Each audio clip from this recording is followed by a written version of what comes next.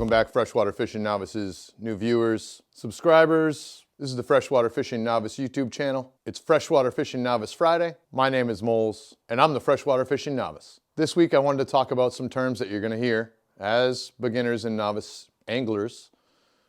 And it might be a little confusing because you're going to hear, well, structure and cover. Now, they're not the same thing, and I was confused for a little bit when I first heard structure and cover. So let's get into it and talk about what is structure and what is cover. All right, Freshwater Fishing Novices, new viewers, what is structure? I'm sure you've heard it.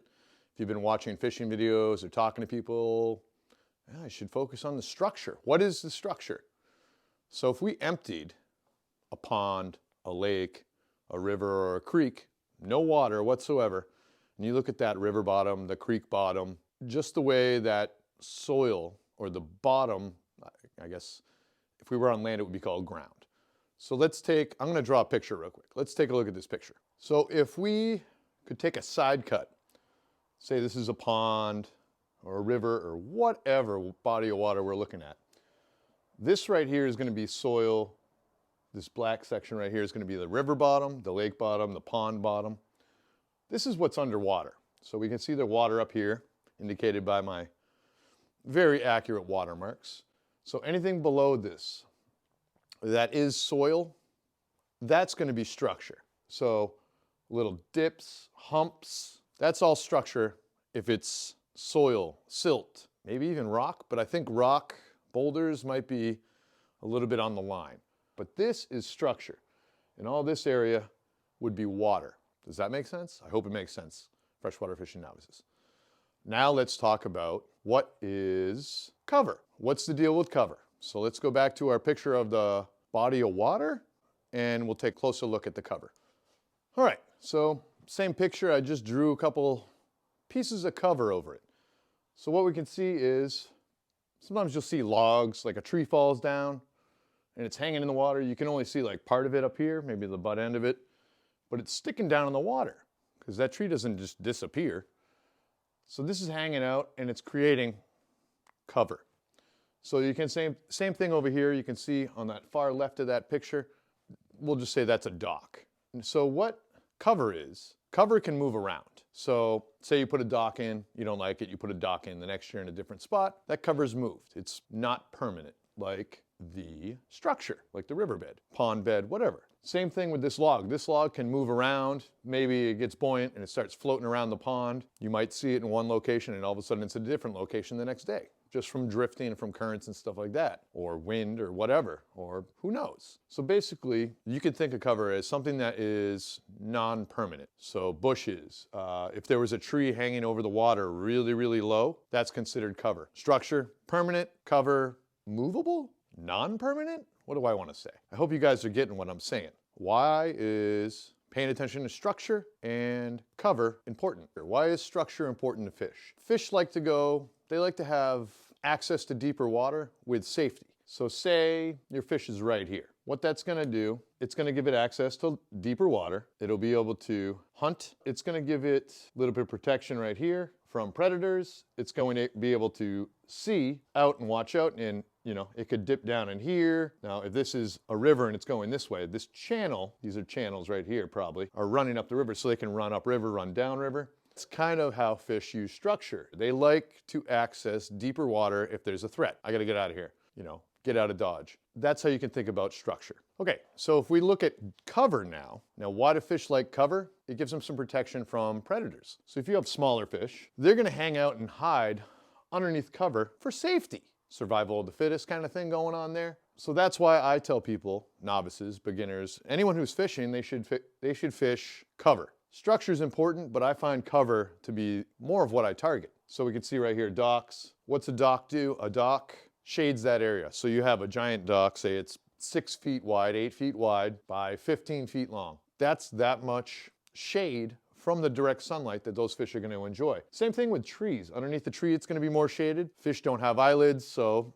when it's very sunny, bluebird skies, what's a bluebird sky? When it's bright blue, no clouds, sun's right up. That's a bluebird sky. Fish are going to be underneath that shade. So that's why I tell people to focus on cover. Does that make sense? Fish don't have eyelids. Fish shade. Let's take a look at some more structure because I don't feel like I covered that properly. Let's take a look from an overhead view. So you probably think this looks like a terrible thought bubble from a cartoon, but I kind of just drew an outline of an imaginary body of water. Structure relates to the vertical as well as the shape of the water. So the pond, the lake, the river, whatever it is. This thought bubble, that's going to be our body of water. Now there's a couple things on structure as far as what you should focus on. So let's just point out these guys. So on a pond, if you're just cruising around the shore and stuff like that, you're cruising around, and it comes out to like a little point. Well, that's going to be called a point. You'll hear anglers say you should focus on points. So points are good to fish. What I prefer to focus on are places that are protected by, I don't know, protected. So the fish feel safe. This guy right here, we'll just say that's a creek arm. Maybe it's going a little bit further into another body of water, or it's coming in this way. It's an inlet or outlet, but I focus kind of in this area right here. I think that fish go in there. They can also zip out into deeper water if they want to. A lot of times bait fish hang up shallow. So why wouldn't you hang out shallow in here, you know? I guess these are called coves.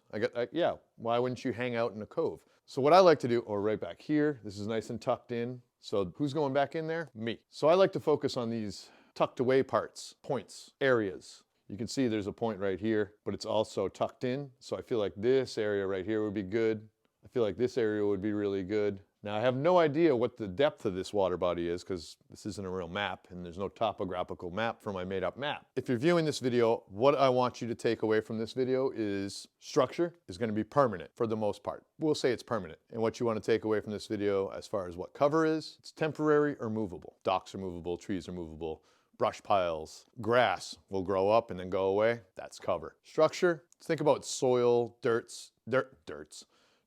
rock, stuff like that. That would be what I would consider structure. And I feel like that should help you out when you hear people say, I want you to focus on cover. I'd fish the cover. If you're fishing with someone and they say, oh, you fish that cover right there. What the hell is he talking about? Probably looking at a tree or something, or a bush, some trees hanging over the water. Fish that cover. Don't worry so much about the structure this year, guys. I mean, depth of water is important, but anglers, freshwater fishing anglers, novices, focus on that cover. It's going to make your fishing season a lot easier. Don't stress about structure so much. Okay, freshwater fishing novices, new viewers, I hope you found this video educational. If you like this video, well, you know what to do. If you're one of the unfortunate souls that aren't subscribed, big mistake. Because my upload schedule is going to increase as soon as it gets warm enough up north to get fishing. And I'm going to be putting out a fishing video a week, hopefully, as well as an educational video. So my upload schedule is going to increase. And if you want to be aware and notified of that, well, there's another button you can hit. Just make sure that bell that you're going to click turns from red to gray. You'll be notified of all fishing videos that I make, I don't know, every Friday. And I think Tuesday might